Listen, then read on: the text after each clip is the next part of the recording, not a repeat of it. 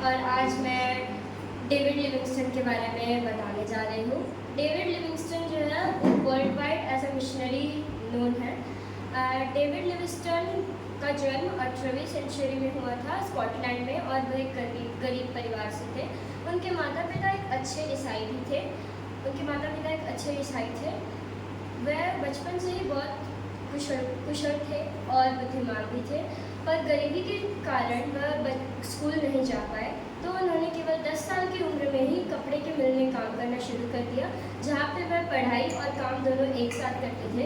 उनकी कुशलता के कारण उन्होंने पढ़ाई और काम दोनों ही क्षेत्रों में महारत हासिल की।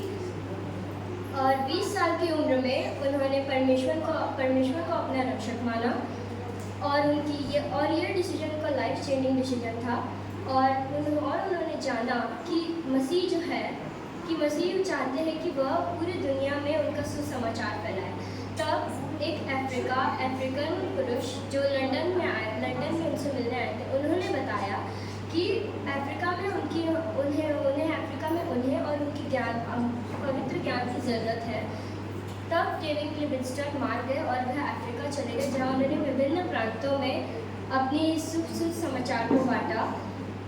और वह पहले व्यक्ति थे जो अफ्रीका में क्रिश्चियनिटी लेकर आए थे, और उनके इस आश्चर्य कर्मों के कारण बहुत से लोग उनसे प्रेरित हुए और परमेश्वर को उन्होंने माना। और 60 साल की उम्र में उनकी मृत्यु हो गई। जब उनके सेवकों ने उनके कुटिया में जाकर देखा, तब वह अपने बिस्तर के पास घुटने टेके हुए प्रार्थना करते हुए ही मरण अवस्था में पड़े हुए थे। और अपने आखिरी के क्षण में भी उन्होंने परमेश्वर की दुहाई देना नहीं छोड़ा। डेविड लिविंगस्टन की जीवन से हम एक महत्वपूर्ण बात सीख सकते हैं कि हमें हमेशा परमेश्वर की दुहाई देनी चाहिए।